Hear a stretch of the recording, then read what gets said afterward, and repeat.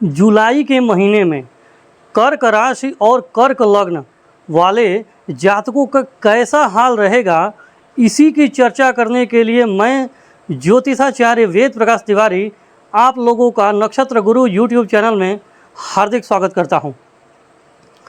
Video में अंत तक बने रहिएगा, यह निवेदन है, क्योंकि वीडियो में इस कुंडली का विश्लेषण करते समय कुंडली के हर भावों का विस्तार से आप लोगों को समझाया जाएगा हाल, और अंत में अचूक उपाय भी बताए जाएंगे। साथ ही मैं आप लोगों को एक चीज़ अवश्य बता देना चाहता हूं, दो विशेष ग्रहों की जो गोचर हैं वो महत्वपूर्ण हैं। पहला देवगुरु बृहस्पति जो भाग्येश है, 9वें भाव के स्वामी होकर के लग्न में अर्थात केंद्र में उच्च के हो रहे हैं और हंस नाम का पंच महापुरुष राजयोग बना रहे हैं। दूसरा पराक्रमेश यानी तृतीय भाव के स्वामी और द्वादश भाव के स्वामी यानी 12वें भाव के स्वामी बुध देव 12वें भाव में स्वराशि के हो रहे हैं। स्वराशि का ग्रह भी पंच महापुरुष योग बनाता है, भद्र नाम का बुध देव बनाते हैं। तो इन दोनों ग्रहों का पंच महापुरुष योग कैसा फल करेगा, इसकी भी हम विशेष रूप से चर्चा करेंगे। तो चलिए आरंभ करते हैं।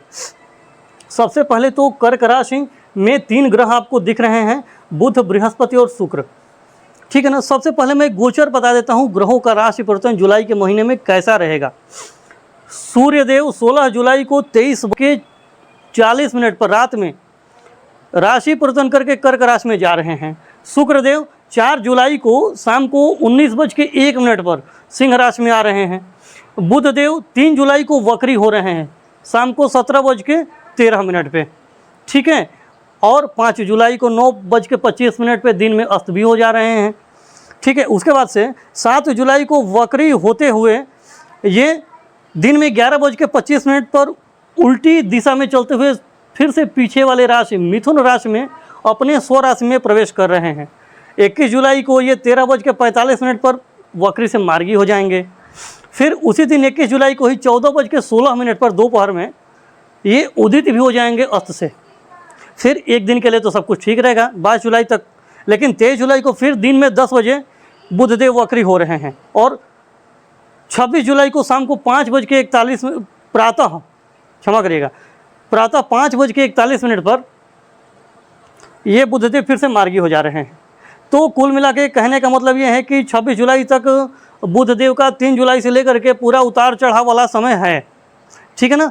हाँ, ये पूरे महीने हैं, तो बुधदेव के फलों में थोड़ा बहुत उतार चढ़ाव आ सकता है। हालांकि मंगलदेव पूरे महीने जुलाई के महीने में अपने वृषभ राशि में ही रहने वाले हैं, इनका कोई राशि परिवर्तन नहीं है, ठीक है ना। तो चलिए अब हम लोग यहाँ राशिफल की चर्चा कर लेते हैं।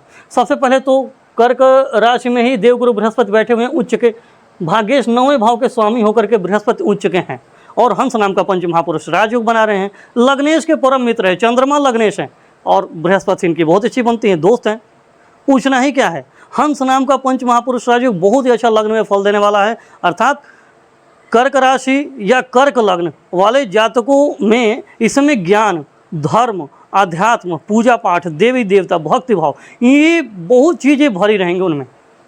इनके प्रति प्रेम, श्रद्धा, विश्वास, लगाव इनमें बढ़ा रहेगा। ज्ञान, तर्क, ये सब बहुत ही बढ़ा रहेगा, पूछना ही क्या है। वैसे भी कर्क राशि वाले जातक जो होते हैं, कर्क लग्न वाले, इनमें एक विशेष गुण ये होता है कि ये किसी भी परिस्थिति में स्वयं को ढाल लेते हैं,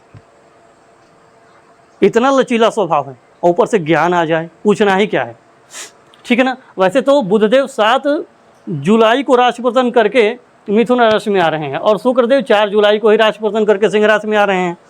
तो ये दोनों ग्रह तो निकल जाएंगे, अकेले देवगुरु बृहस्पति ही रहेंगे, तो कहने का मतलब अच्छा है। आयु अच्छा है, स्वास्थ्य अच्छा है, प्रतिरोधक क्षमता अच्छी है, भाग्येश होकर के लग्न में आकर के उच्च हो रहे हैं। हंस नाम का पंच महापुरुष राजयोग बना रहे हैं, भाग्य का उत्तम सहयोग मिलेगा। देवी देवता, धर्म, अध्यात्म, भक्ति भाव, इन सब में आपका अच्छा मन लगेगा। पिता से आपका अच्छा संबंध रहेंगे, ठीक है। हाँ, बहुत अच्छा संबंध रहने वाला है, कोई दिक्कत की बात नहीं है। और क्या बोलते हैं कि आपका इस समय रुझान भी धर्म अध्यात्म के प्रति अच्छा रहेगा। कुल मिला के आप भाग्यशाली हैं, इस समय आपका भाग्य पूरा साथ दे रहा है। लेकिन बृहस्पति देव 14 जुलाई को 18:55 पर शाम को अस्त हो रहे हैं सूर्य से, ठीक है ना। और सूर्य देव भी 16 जुलाई को रात को 23:40 पे यहीं पे आ रहे हैं। तो सूर्य और बृहस्पति का संयोग यहाँ पे होने वाला है, ठीक है ना। तो सूर्य देव जब यहाँ पे आएंगे तो लग्न में सूर्य आने का मतलब क्या होता है कि आपका सरकार या सरकारी नौकरी से संबंधित आपका कोई काम है उसमें आप बहुत अच्छा करेंगे, क्योंकि लग्न में ही गुरु और बृहस्पति का अच्छा संयोग मिल रहा है। सरकार से, सरकारी नौकरी से आपको अच्छा लाभ मिल सकता है, या सरकारी क्षेत्र में आपका कोई भी लेन देन है, कोई बिजनेस है, कॉन्ट्रैक्ट है, तो उसमें आपको अच्छा लाभ मिलने वाला है। आप अपने ज्ञान और अपना ये जो प्रतिष्ठा होता है ना, एक छवि होता है, सूर्यदेव क्या होता है, एक व्यक्तित्व के कारक होते हैं, ठीक है ना, छवि के, और ये सरकार के कारक होते हैं। तो सरकारी या सरकारी नौकरी में आपकी छवि बहुत अच्छी बनने वाली है।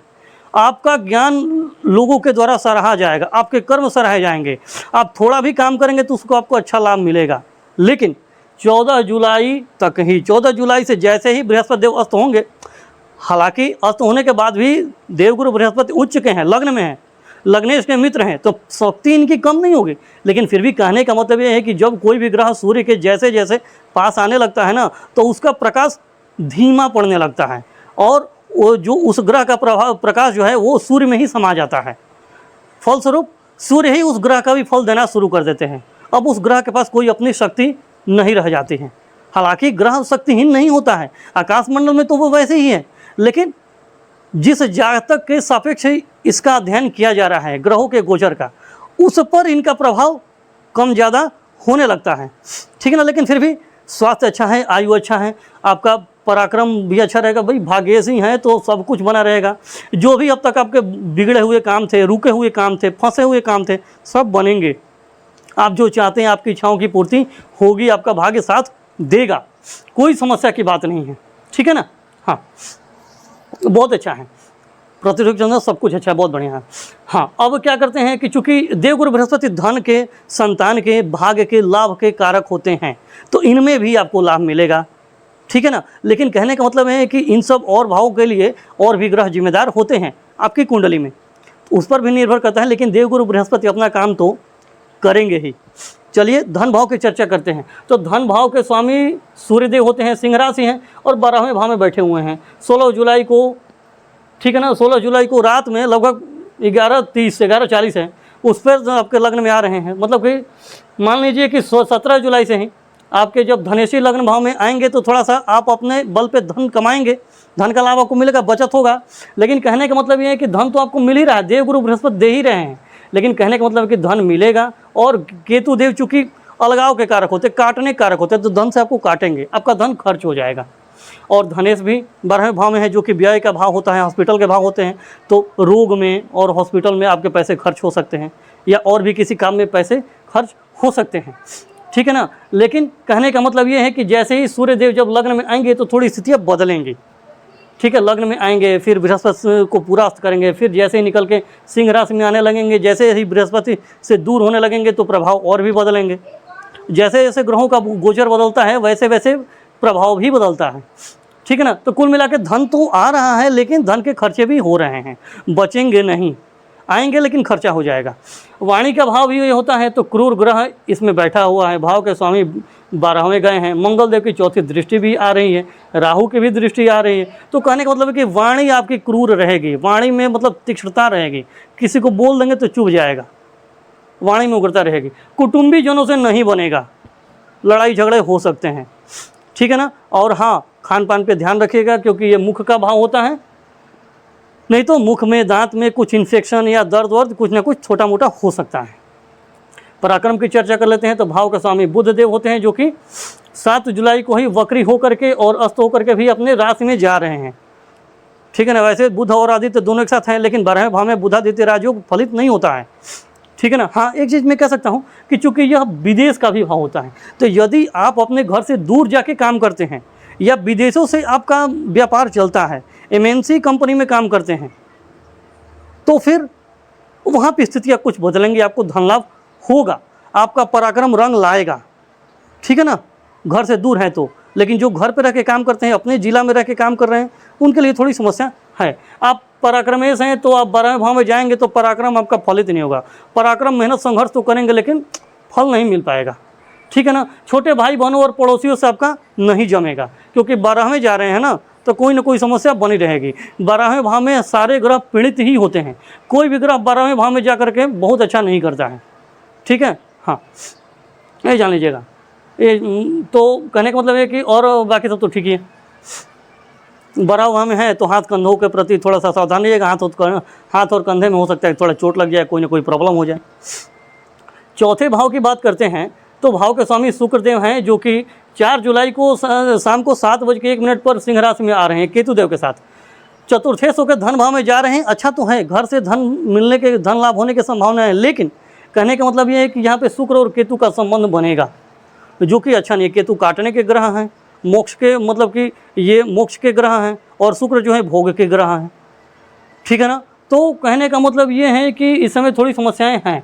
तो क्या है कि वैसे तो ये दूसरा जो भाव होता है वो काल पुरुष की कुंडली के अनुसार शुक्रदेव यहाँ पे स्वराशि के होते हैं, तो पीछे से तो काल पुरुष की कुंडली के बल पर तो इस कुंडली को बल मिल रहा है। लेकिन कहने का मतलब कि केतुदेव भी यहाँ पे हैं, तो काटने का काम करेंगे, फलस्वरूप ये धन में हानि करेंगे। तो धन की हानि तो होने वाली है ही, और कुटुंबी जनों से भी आपके लड़ाई झगड़े हो सकते हैं। मतलब कि ये घर है ना, ये घर का भाव होता है, घर के लोगों से लड़ाई झगड़े हो सकते हैं। माता का भाव होता है, माता से लड़ाई झगड़े हो सकते हैं, या किसी न किसी बात पर मनमुटाव हो सकता है, थोड़ा अलगाव हो सकता है, या माता का कोई तबीयत खराब हो सकता है। घर के लोगों में आपसी प्रेम संबंध नहीं रहेगी, कुछ न कुछ ऐसा हो जाएगा कि अलगाव की भावना बन जाएगी। वैसे भी इस भाव पर राहु देव की दृष्टि आ रही है 9वीं, जो कि भ्रम के कारक है, तो घर के लोगों में भ्रम बना रहेगा। ये मन का भी भाव है, आपके मन में भी भ्रम बना रहेगा, और अलगाव की भावना, मन लगेगा नहीं, ठीक है ना। जमीन और घर से संबंधित कोई ना कोई विवाद हो सकता है। और गाड़ी चलाएं, गाड़ी चूँकि वाहन का भाव होता है तो वाहन चलाते समय ध्यान रखना है, क्योंकि भाव के जो स्वामी होते हैं वो केतुदेव के साथ हैं। केतुदेव काट छाट के कारक होते हैं, और मंगल के चौथी दृष्टि आ रही है। केतु पर मंगल की दृष्टि अच्छी नहीं मानी जाती है। हालांकि मंगल देव इस कुंडली के लिए तो कारक हैं, पंचमेश हैं, लेकिन फिर भी क्रूर ग्रह पे दृष्टि अच्छी नहीं होती है। और जहाँ मंगल देव क्रूरता में और ग्रह से जुड़ जाए तो वहाँ पे दुर्घटना होने लगता है। फलस्वरूप आपके मुख में चोट लग सकती है, चेहरे पे, ठीक है ना, या हो सकता है कि छाती के आसपास चोट लग जाए, या हो सकता है कि घुटने के नीचे चोट लग जाए, ठीक है ना। राहु देव हैं तो हो सकता है कि जांघों के आसपास, जांघों से नीचे यहाँ कहीं चोट, यहाँ कमर के पास चोट लग जाए। तो थोड़ा सा सावधान रहने की आवश्यकता है, समझ गए ना। हाँ, ये है। लेकिन कहने का मतलब ये है कि अभी ये चूँकि शुक्रदेव जो होते हैं वो पत्नी के भी कारक होते हैं, ठीक है ना। तो थोड़ा सा क्या है कि पत्नी के साथ आपका लड़ाई झगड़ा हो सकता है, ठीक है, या हो सकता है कि पत्नी की तबीयत खराब हो जाए, थोड़ा सावधान रहिएगा। 5वें भाव की बात करते हैं तो भाव के स्वामी होते हैं मंगल देव, और लाभ भाव में बैठ करके 7वें दृष्टि से अपनी राशि को देख रहे हैं, बहुत अच्छा है।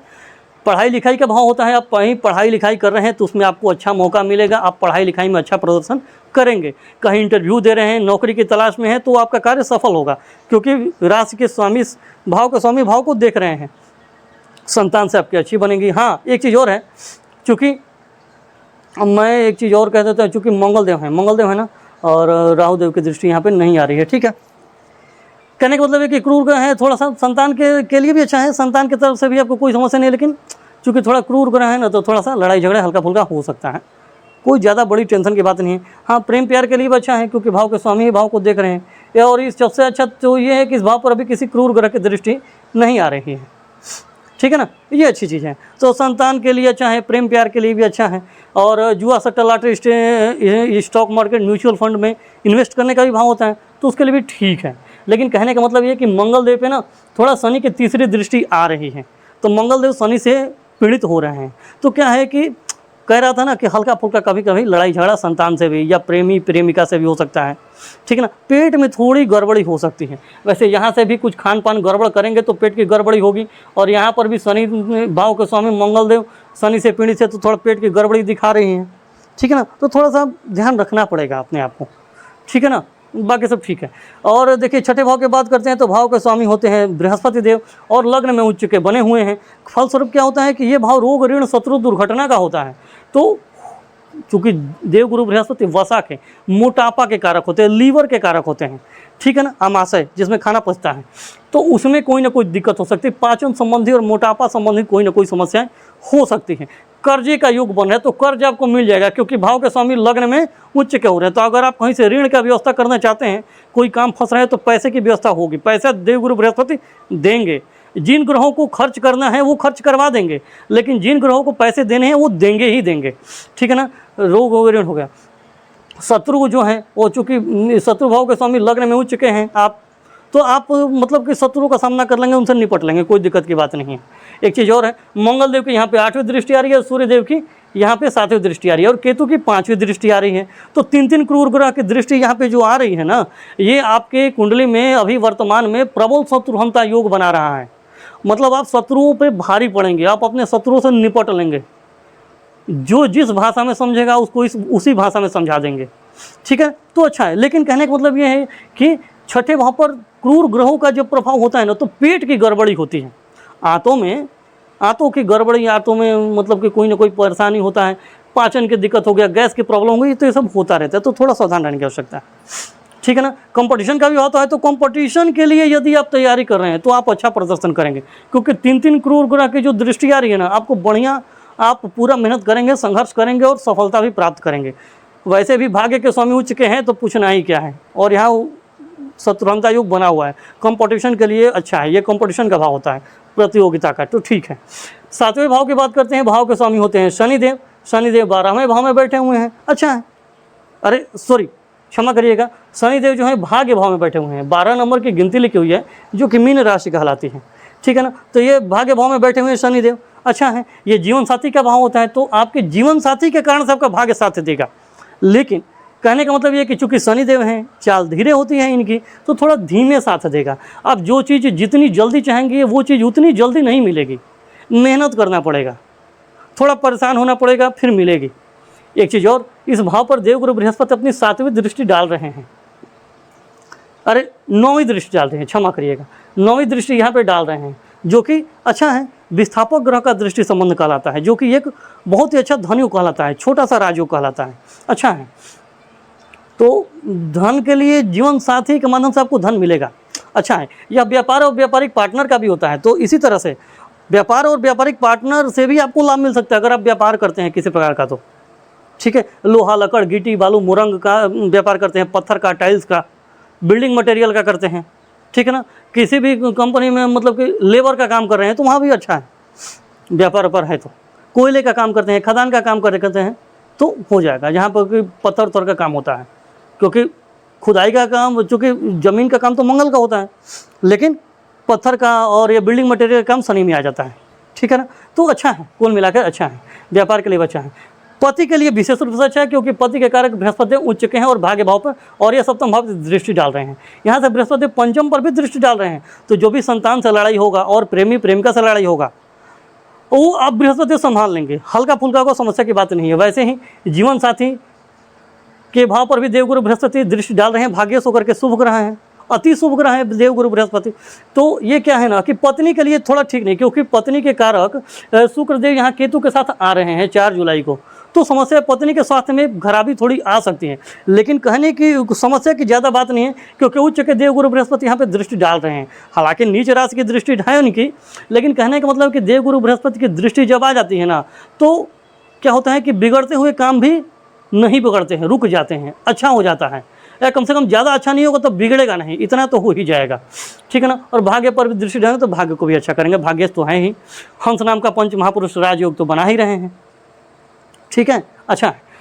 और देखिए अष्टम भाव की बात कर लेते हैं, तो यहाँ पे राहु देव अच्छा फल नहीं करते हैं। इस अष्टमेश जो होते हैं वो शनिदेव भाग्य भाव में हैं, तो भाग्य को धीमा करेंगे, अष्टमेश होकर के भाग्य में बाधा डालेंगे। और यहाँ पर राहु देव पेट की गड़बड़ी, पेट की गैस और पाचन की समस्या देते हैं। तो देखिए कई तरह से, कई जगहों से पेट की गड़बड़ी दिख गई है, तो सावधान रहने की आवश्यकता है। जंक फूड, फास्ट फूड, तेल मसाला, तला हुआ, ये सब नहीं खाना है, थोड़ा सा स्वास्थ्य पे ध्यान देना जरूरी है, ठीक है ना। और तो और ये क्या होता है कि ये मृत्यु तुल्य कष्ट, गहरा अंधकार, कुआं खाई है, ठीक है ना। और क्या बोलते हैं कि रहस्यमयी चीज़ों का ये भाव होता है। तो चूँकि राहु देव जो हैं तो आकस्मिकता के कारक भी होते हैं, तो अचानक ही कोई चीज़ अच्छा भी कर देंगे, अचानक से यहाँ पे दृष्टि डाल के खर्चा करवा देंगे, अचानक से धन पे दृष्टि डाल करके धन की हानि करवा देंगे। तो घर वाले भाव पे जब दृष्टि डालेंगे तो कोई घर में अच्छा काम करवा देंगे, तो कभी कोई घर में लड़ाई झगड़े भी हो जाएंगे। मतलब मिला जुला फल रहेगा, अचानक ही होगा, जो होगा अचानक हो जाएगा। ठीक है ना। तो कुल मिला के राहु देव का यहाँ पे वैसे फल अच्छा नहीं होता है। ठीक है ना, लेकिन चिंता की बात नहीं है, मैं अंत में इसका उपाय बताऊँगा। ठीक है ना, कोई ज़्यादा समस्या की बात नहीं है। 9वें भाव की बात करते हैं। भाग्य के समय बृहस्पति देव होते हैं, उच्च के हैं, हंस नामक पंच महापुरुष राजयोग बना रहे हैं। भाग्य का आपका उत्तम साथ मिलेगा। देवी देवता, भक्ति भाव, अध्यात्म, धर्म, इन सब में आपका अच्छा मन लगेगा, प्रीति बढ़ेगी।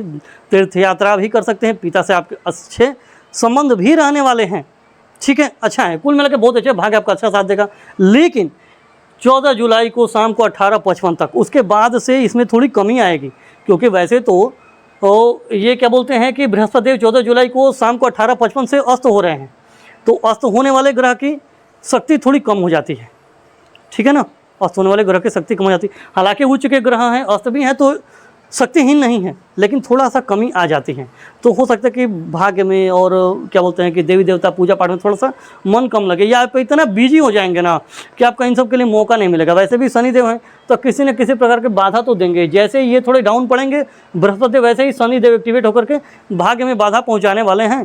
क्योंकि कर्क लग्न और कर्क राशि वालों के लिए शनिदेव जो होते हैं, सप्तम और अष्टम भाव के कारक होकर के प्रबल मारक होते हैं। सप्तम मेष और अष्टमेश होते हैं ना, तो प्रबल मारक हो गए, तो बाधा तो देंगे ही देंगे। तो जैसे बृहस्पति देव डाउन होंगे, वैसे ही भाग्य में बाधा पहुंचेगी। फिर जब बृहस्पति देव उदित होंगे, तो फिर ये अपना मजबूत पकड़ बना लेंगे और आपको ट्रैक पे लाएंगे। ठीक है, कर्म भाव की बात कर लेते हैं। तो इस भाव के स्वामी मंगल देवते शत्रु राशि में लाभ भाव में बैठे हुए हैं। तो चूंकि आप अपने कर्म से लाभ कमाने का कोशिश कर रहे हैं, लेकिन थोड़ा कम कर पा रहे हैं, क्योंकि मंगल देव शत्रु राशि में है ना।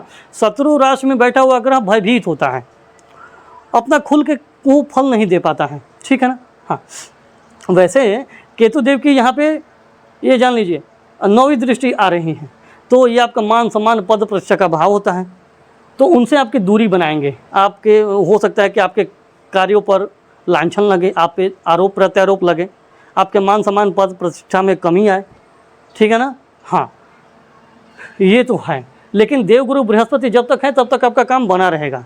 अस्त होंगे तो थोड़ा प्रभाव तो पड़ेगा ही नकारात्मक, लेकिन जैसे ही उदित होंगे तो फिर से ठीक हो जाएगा। बीच में कुछ समय के लिए डाउन होगा। तो केतु देव और मंगल देव का मैं उपाय बताऊंगा, थोड़ा सा रुक जाइए बस। ठीक है, बाकी ठीक है। लाभ की चर्चा कर लेते हैं। तो लाभेश होते हैं शुक्रदेव, और शुक्रदेव 4 जुलाई को राशि परिवर्तन करके धन भाव में आ रहे हैं। लेकिन केतु के साथ लाभेश का धन भाव में जाना अच्छा होता है, धन योग अच्छा है, आपको धन तो मिलेगा, लेकिन केतु देव खर्चा करवाएंगे। धन मिलेगा, धन की कमी नहीं है, धन का आगमन है, लेकिन खर्चे भी हैं। तो थोड़ा सा संभाल कर रहना कि कहाँ पे धन खर्च करें और कहाँ पे न करें, इस बात को सोच समझ कर रहना है। और मंगल देव हैं, तो ये बड़े भाई बहनों और मित्रों का भाव होता है, उनसे थोड़ा किसी न किसी कारण से लड़ाई झगड़े या मनमुटाव हो सकता है। इच्छाओं मनोकामनाओं के पूर्ति में थोड़ा बाधा हो सकती है। तो अच्छा यही है कि अपने क्रोध पे थोड़ा सा नियंत्रण रखें, तो सब ठीक हो जाएगा।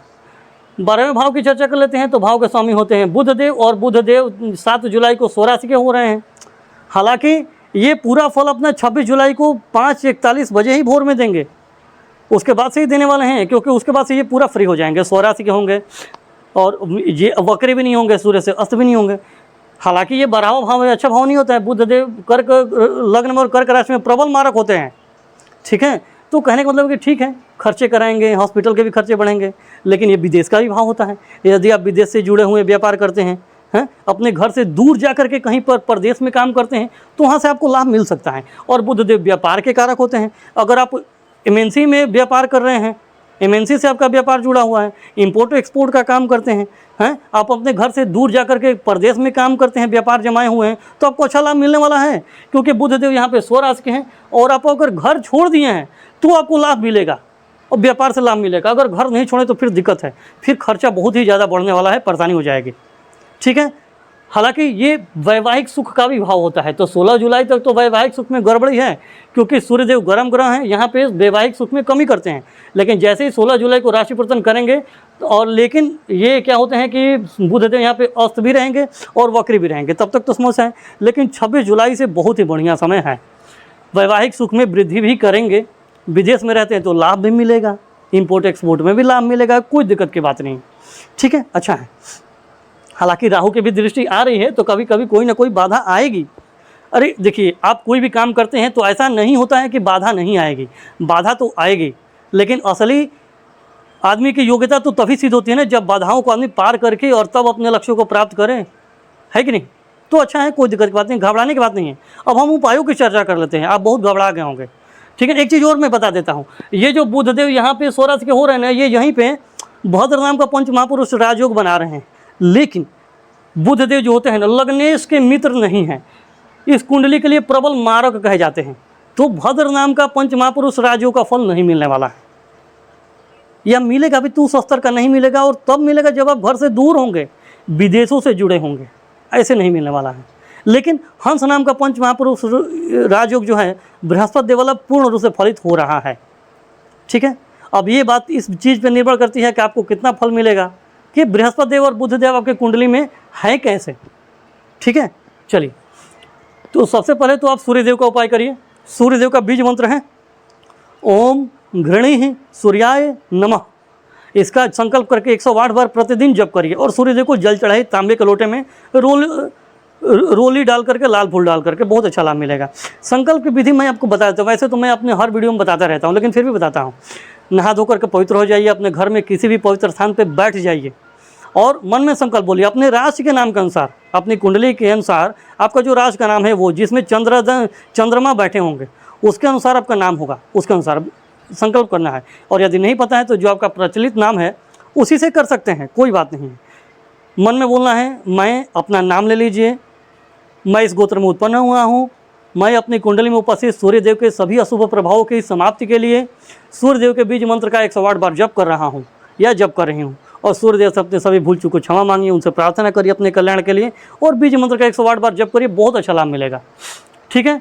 और ये देखिए, बुधदेव के लिए भी करिए, ओम बुम बुधाय नमः, बहुत जरूरी है। और हरे कपड़े हरी मूंग की दाल का दान भी कर सकते हैं बुधवार को संकल्प करके। संकल्प की विधि यही रहेगी, केवल ग्रह और वस्तुओं का नाम बदल जाएगा, ठीक है। हाँ, उसके बाद से आप ये क्या करिए कि शुक्रदेव का बीज मंत्र का जाप करिए, ओम शुम शुक्राय नमः। और केतुदेव के लिए भी ओम केम केतवे नमः, ठीक है। राहुदेव के लिए करना चाहिए ओम राम राहवे नमः, और शनिदेव के लिए ओम शम शनाय चराय नमः।